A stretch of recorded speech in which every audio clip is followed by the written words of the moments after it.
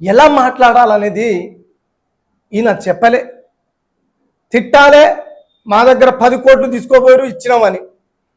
Yes, అక్కడ మాట్లాడిన అక్కలు చెల్లెలు వాస్తవాలు మాట్లాడారు. బాధిత పడ్డ వాళ్ళు వాస్తవాలు మాట్లాడే తీరు వేరే విధంగా అయినా కానీ వాస్తవాలు మాట్లాడారు. 5 కోట్లు ఒక తల్లి చెప్తుంది, 5 కోట్లు ఇచ్చిన ఇంకో తల్లి 10 కోట్లు అంటుంది. ఎస్, వాళ్ళ కొడుకు, వాళ్ళ తమ్ముడు, వాళ్ళ భర్త ఏజెంట్. అంటే వాళ్ళ కుటుంబ సభ్యులు మాట్లాడారు.